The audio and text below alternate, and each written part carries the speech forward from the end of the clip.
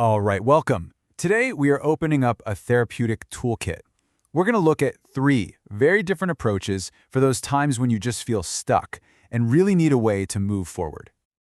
You know the feeling, right? We've all been there. You're facing some challenge and it feels like you're just spinning your wheels, going over the exact same ground again and again and again. But here's a kind of a wild thought. What if digging into the why of the problem isn't actually the answer? What if the fastest way forward is to stop looking back and just start building something new? That very idea is at the heart of our first tool. So think of these therapeutic models less like one-size-fits-all cures and more like specialized tools in a workshop. Each one is designed for a different kind of job, a different way of thinking, and, a different way of creating real change. First up, we've got the tool for the pragmatist in all of us. This is solution-focused therapy, and it's an approach that is all about efficiency, forward momentum, and asking one really simple question: what works? And this, right here, is the core philosophy. It's not about overhauling your entire life from the ground up. Nope. It's about identifying the parts that are already working pretty well and simply building on them. It's direct and it's incredibly powerful. You see, this approach isn't really that interested in the history of a problem.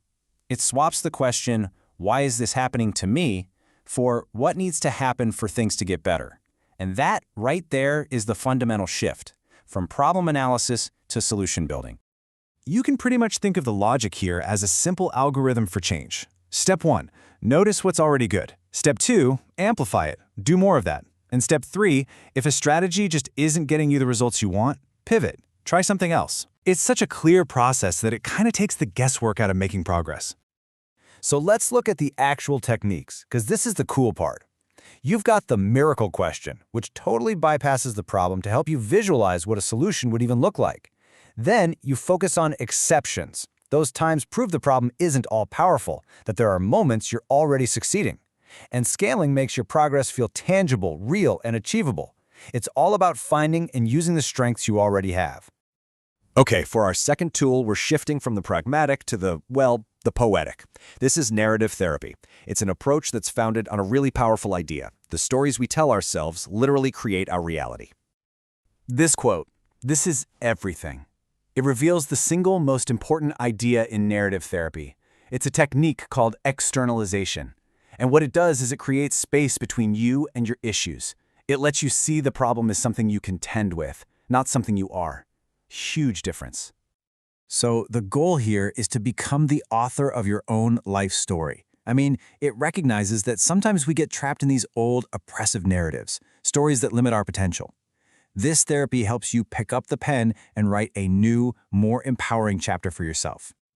The process itself is really a journey of reauthoring. You start by separating yourself from the problem. Then you map its influence on you, and just as importantly, you map your influence back on it. This helps you find those moments where you've already resisted, and finally, you celebrate that progress to really cement the new story.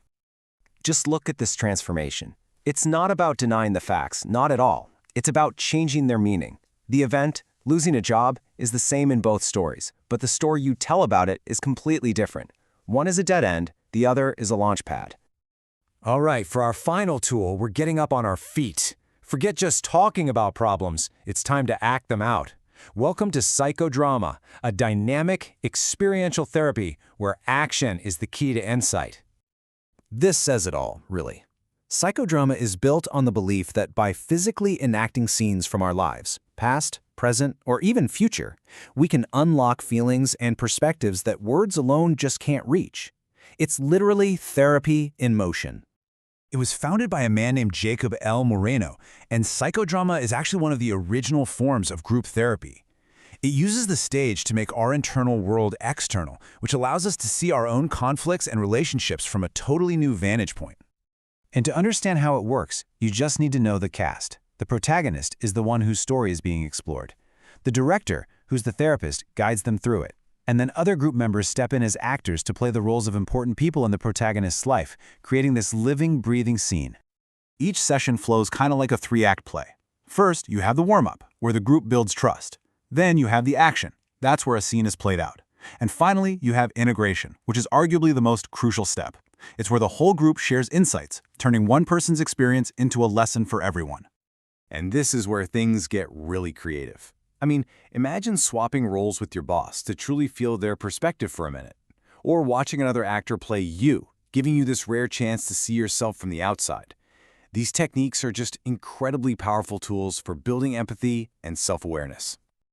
So there we have it. 3 very different tools. We've got the pragmatists, the storytellers, and the actors. The real question isn't which one is best, but which one is the right tool for the job at hand. So how do you choose? Well, if you want a direct, forward-looking plan, solution-focused therapy is probably your tool. If you feel trapped by your identity or by your past, narrative therapy can help you rewrite it. And if you really need to explore your relationships on a deeper, more visceral level, psychodrama provides the stage for that. Ultimately, each of these tools offers a different pathway to becoming the agent of your own change.